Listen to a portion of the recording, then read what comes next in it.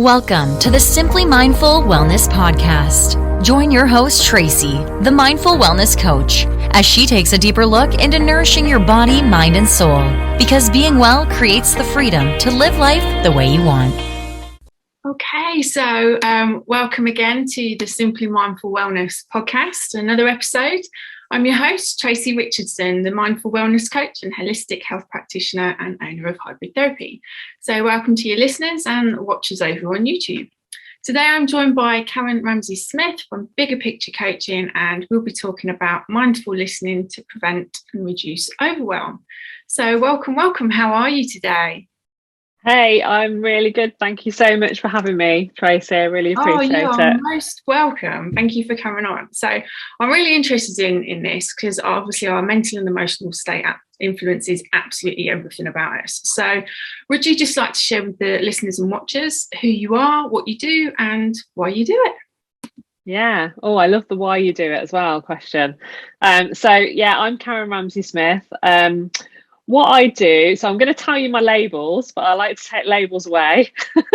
Yeah, but for the sake of this, I guess what I identify as a spiritual mentor or spiritual coach.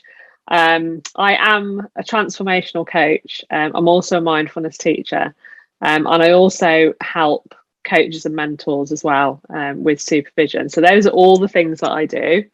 But what I help people with really is the foundations of their life and their business, and creating that, I guess, for me, that strong foundation of neutrality, using mindfulness to help people to really step into their life purpose and live that soul's purpose within their life and their business.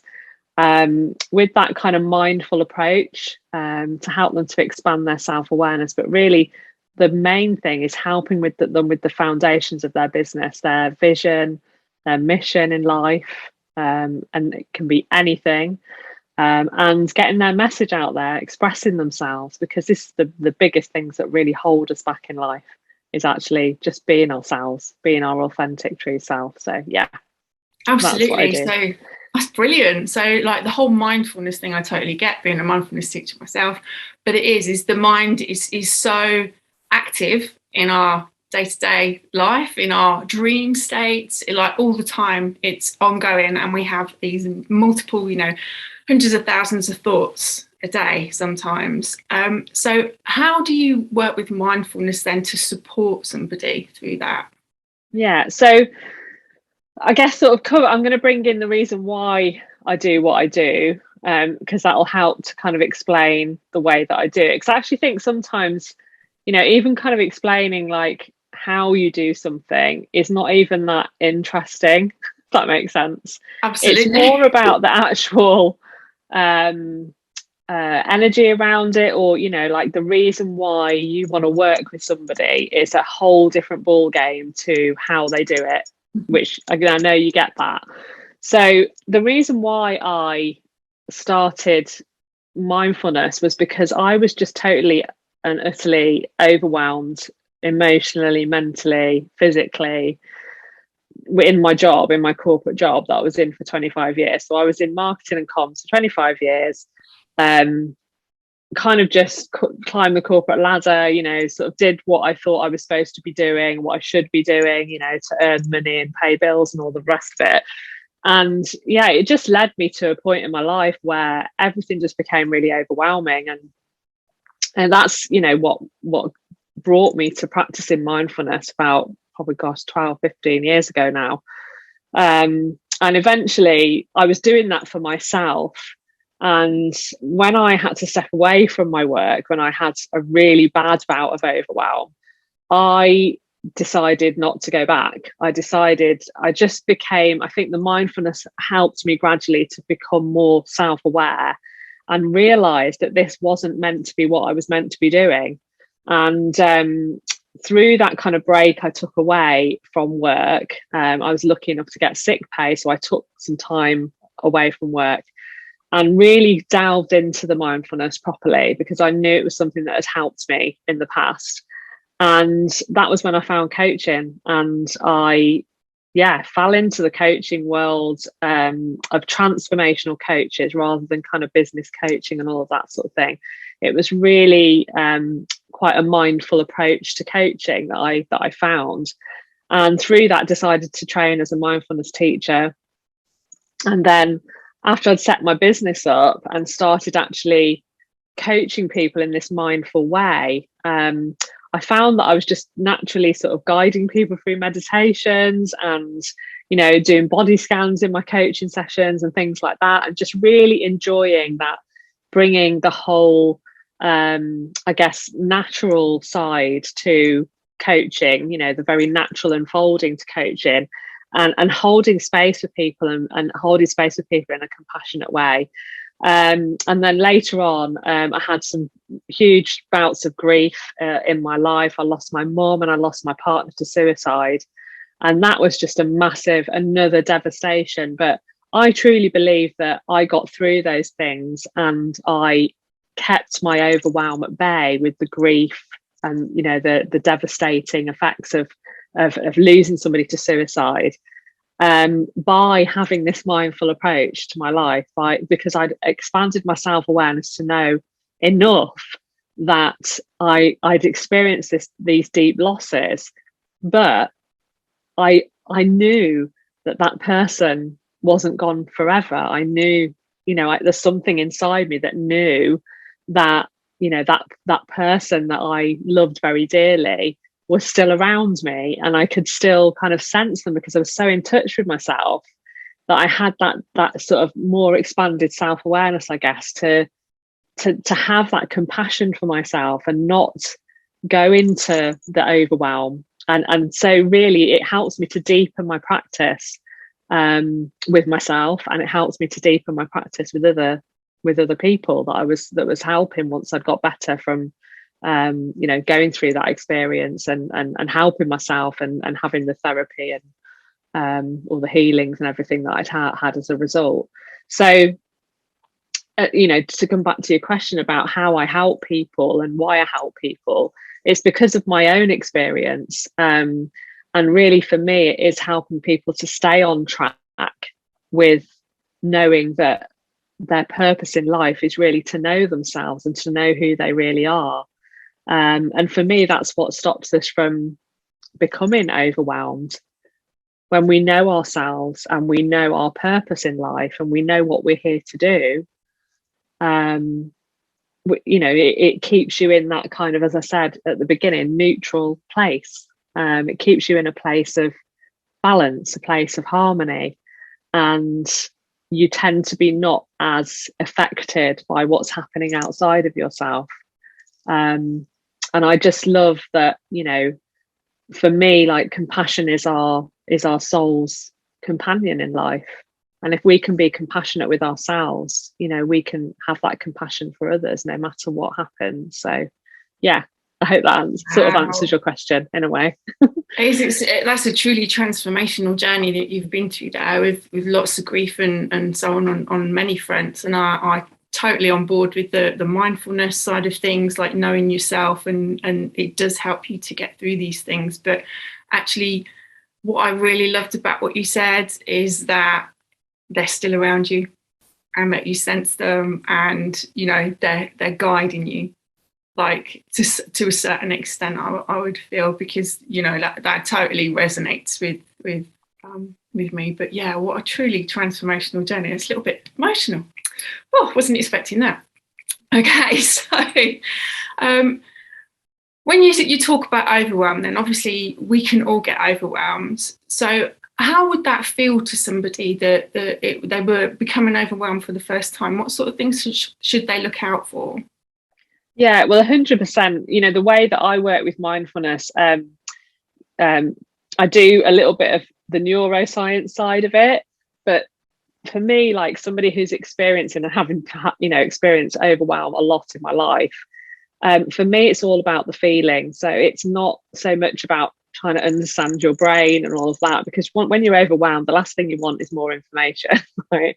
So for me, it's about going through the body, and that's how I work with mindfulness with my clients, is really helping them to recognize the signs in their body, and to listen to their body, to do that kind of deep listening piece, through meditation, through just becoming quiet. And it doesn't even need to be through meditation. It's really about just listening to your body and noticing the signs of when something doesn't feel quite right, and then giving the attention to that, actually giving it the attention it needs, because as you know, our body keeps the score of everything, and it will tell us, it will talk to us, and it will tell us what it needs. So for me, it's very much about listening to the body and listening for the signs that become familiar to you when you're beginning to become overwhelmed, noticing the pattern then of that and how that is linked to the thoughts that you're having and the thought patterns that you're having.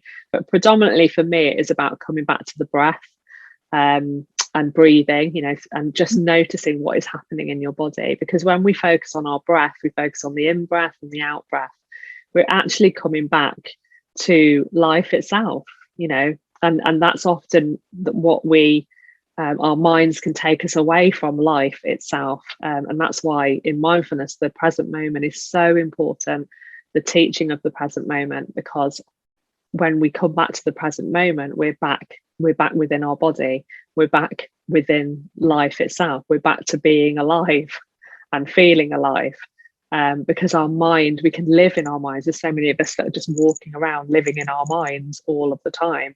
And that's where the overwhelm comes from. It doesn't come from something that we perceive is happening outside of us. We think that overwhelms come from something somebody said to us, or somebody's triggered us, or something's happened, or we're watching the news and something's going on, and that's what's overwhelmed us. It's actually not. It's something that's going on within us. So it's always about directing it back to ourselves and recognize what's happening within us. Absolutely. Yeah. And you mentioned a fabulous book there, The Body Keeps the Score. Absolutely go out and buy that book, everybody. It's amazing. But it's about coming back to yourself and bringing yourself back to that present moment, checking in with what's going on with you. You mentioned doing the body scans and stuff. So could you elaborate on that a little bit? So how would you talk someone through doing a body scan, just 60-second quick fire body scan? Yeah. So for me, everything is about being grounded, having this kind of grounded approach to all of the meditations that I guide with. So I always begin with starting at your feet. I always begin with the feet, because our feet will automatically ground us into the earth. So I always help somebody to notice their feet first of all, and the connection between their feet and the earth. And immediately our whole focus and attention goes onto the feet, goes on to, I'm connected to the earth. Okay, well, notice the gravity, notice the weight of your body, all of those types of things. So for me, that connection with the earth is absolutely imperative, because we don't want to be floating around all over the place, because that's the last thing an overwhelmed person wants to feel. They want to feel safe, and safety is really the most paramount thing when somebody's feeling kind of overwhelmed, burnt out, or in any kind of state of anxiety or stress. So I always start with the feet and then work up the body and help people to notice the sensations in the body, perhaps the temperature of their body, notice what any feelings or emotions that are coming up, and help them to let that go throughout the body scan. So but always starting at the feet, always starting with that kind of grounded approach. Wow. So grounding is so important, and it's something that coming back to something you mentioned earlier, we live a lot in our heads, which is far away from the feet. So it's bringing ourselves back down in the opposite direction, taking a pause, taking a breath, taking that time to just check in with yourself. Because having been through overwhelm myself, your story resonates an awful lot with me, but having been through that situation, the time just seemed to get away from me. Everything was a rush. There was never enough time. But actually, when you're doing the mindfulness stuff, you're making that time. So I absolutely love what you're doing. Okay, so I like to think of, when you were talking about like the listening side of stuff, that we have 2 ears, 1 mouth, and we should use them in that ratio. So when it comes to kind of the overwhelm, then how can we use mindful listening to incorporate that into our self-care, essentially? Yeah, so for me, well, nature has played a massive part in my journey. And when I took time out of work when I was quite poorly with emotional overwhelm, I went back to what I used to love as a child, which for me was playing outside. And I used to play outside the back of my mum and dad's house. Like, we had like a field outside the back, and I used to climb over their little picket fence and go and run over into the meadow at the back of my mum and dad's house and just pick the wildflowers, chase the butterflies, catch butterflies. I don't even remember doing that as a child, like with one of those fishing nets, and catching the butterflies and looking at them and just like examining nature, really, and noticing like all of the little things in nature, listening to the birds, and just listening to the wind, and just all of those things which might seem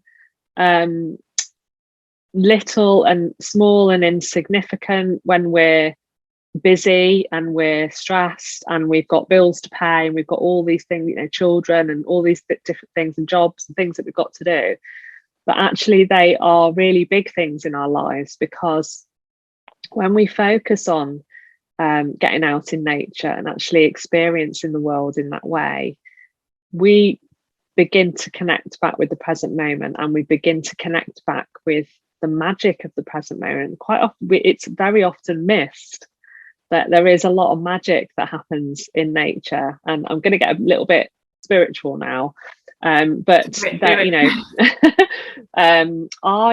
when I was healing, when I was doing my healing out in nature, and I was kind of going back to how I was when I was a child, I really connected to something that was visceral in my body, that was helping me to not just go through an experience of self-compassion for what I was going through, but actually just to notice that the magic that was around me, to notice that I was part of nature. And I wasn't this separate, isolated person that was going through all of these terrible things. That actually I was connecting when I was listening, and I was noticing all these different things. And I was noticing the seasons as I was walking around the lakes that are near to my home. And as the seasons passed, I noticed like things were changing. I was like, well, this is what's happening to me. I'm changing. And I just made that connection between me and the world. And I suddenly was able to see things in a different perspective.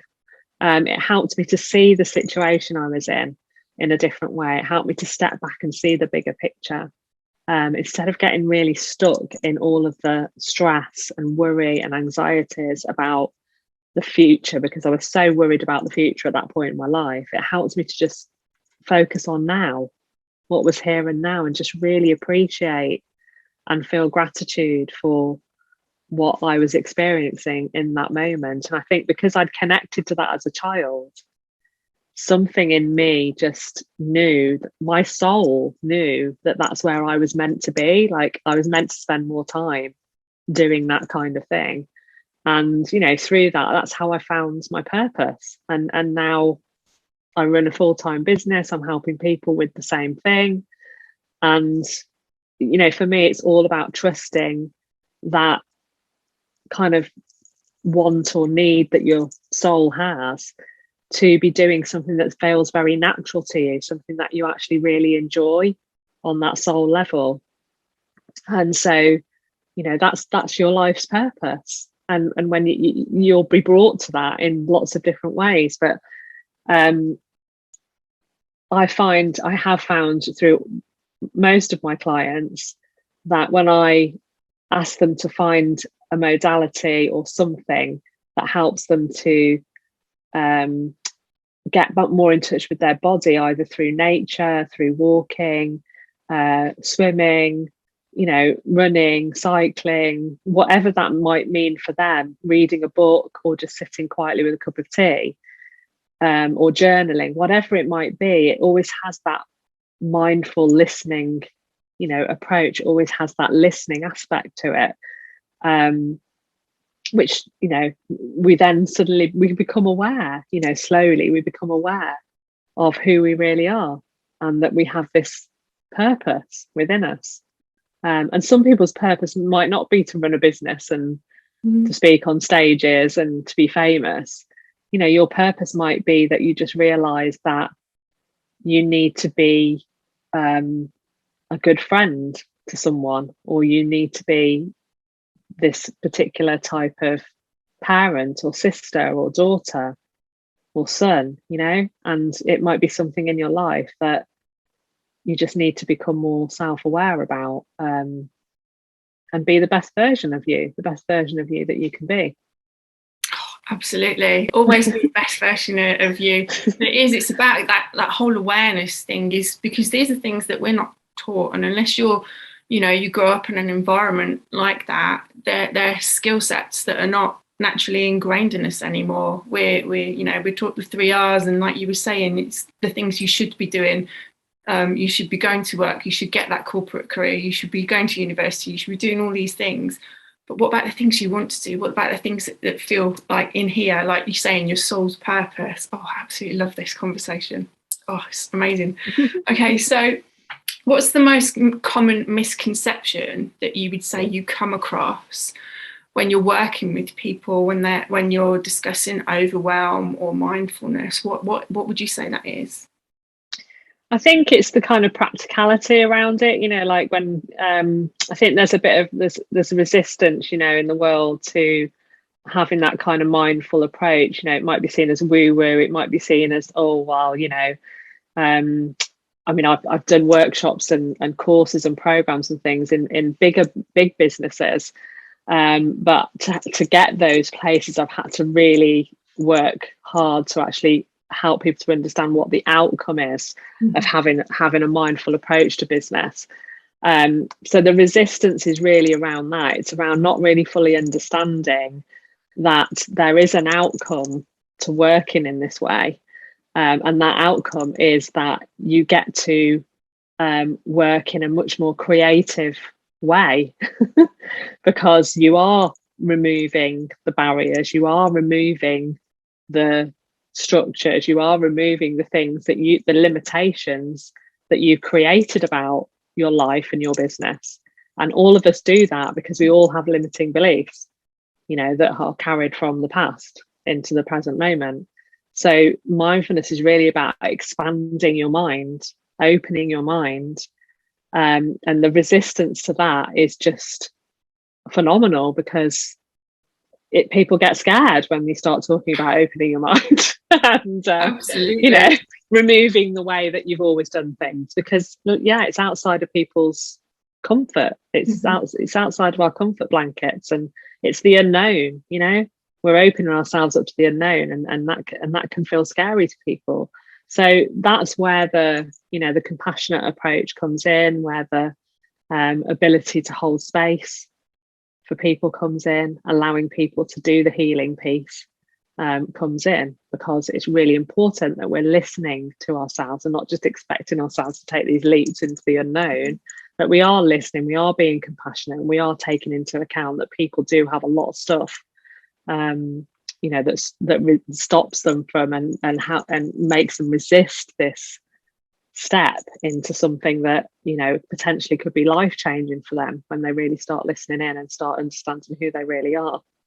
For sure, it can certainly be transformational and a total paradigm shift in some respects. And when you were mentioning about like things kind of coming generationally, like your soul contracts and things like that will kind of carry on through you.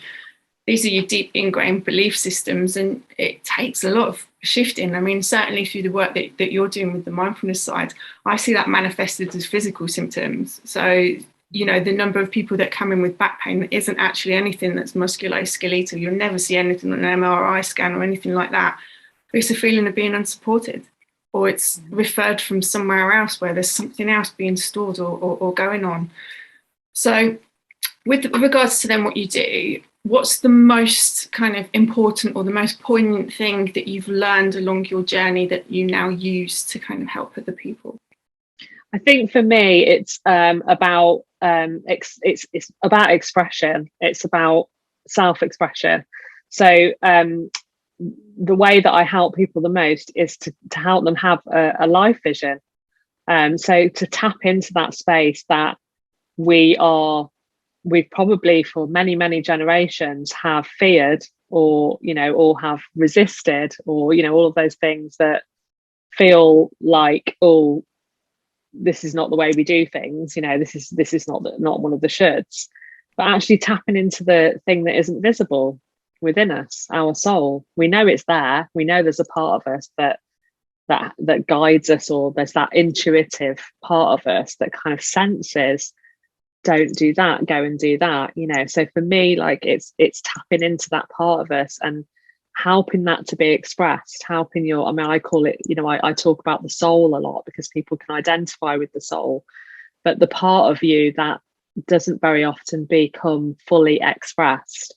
And for me, helping people to tap into that is the deepest part of their real desires about what they really want for their life and their work and their purpose, and what they want to be doing in the world. And most of the time, 9 times out of 10, there is 100% of the time, there's always something, there's always a purpose within that to help other people.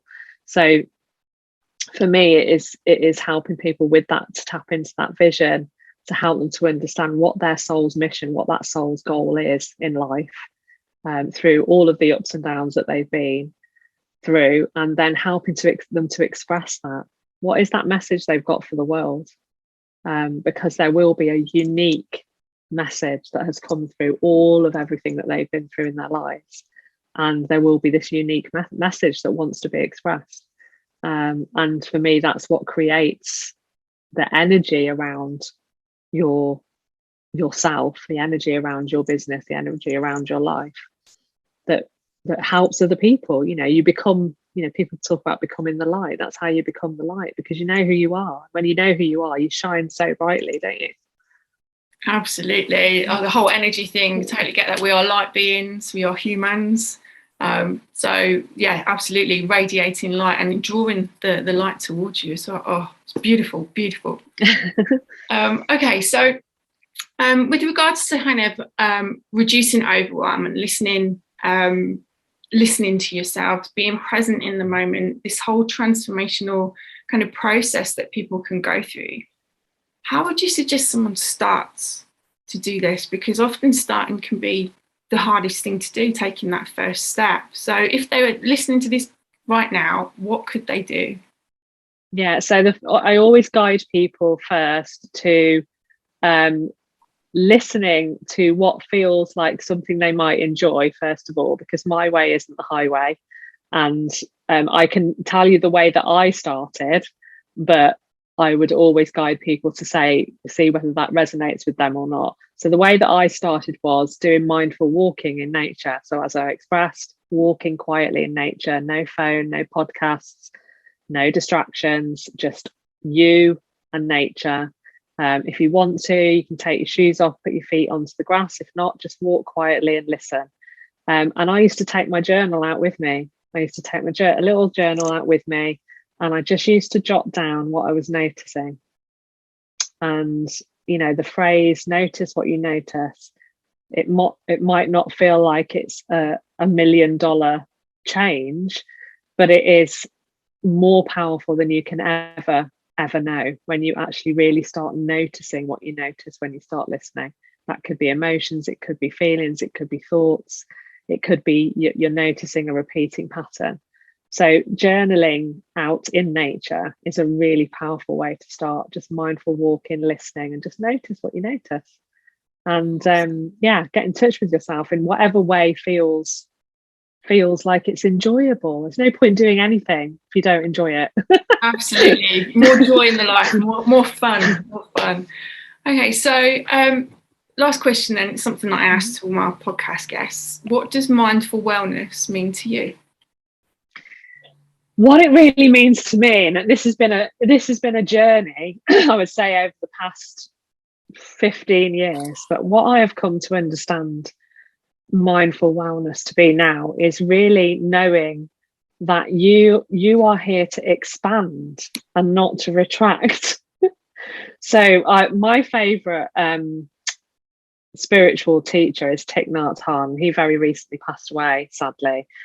So he talks about the soul wants to expand. It wants to grow, and that is really the purpose of why we're here. So focusing on what we can do rather than what's going wrong, that is really the basis of it. Focusing on growing our wellness, our ability to be well and be the light, rather than focusing on what's going wrong. That's the secret. That is the secret to mindful wellness, because when we talk about enlightenment, ultimate mindfulness is like, being enlightened. If you can be an enlightened being, or the Buddha, that is about growing. It's about growing and expanding, and it's never a one and done. You never get there. Our soul never gets there. It just expands like the universe. We are the universe. It's constantly expanding. So focus on that rather than what's going wrong. Oh, beautiful. Awesome. Okay, so thank you very much for joining us today then, Karen. If anybody wants to get in touch with you after today, they can find you. Is it www.biggerpicturecoaching.co.uk? Yeah, all good. And if you want to shoot me a message on Facebook, I'm just Karen Ramsay-Smith. So just type me in, you find me. Okay, perfect. Thank you very much for your time today. You're welcome. Thank you. Thank you for listening to today's episode of the Simply Mindful Wellness podcast. Join us next time for a new episode.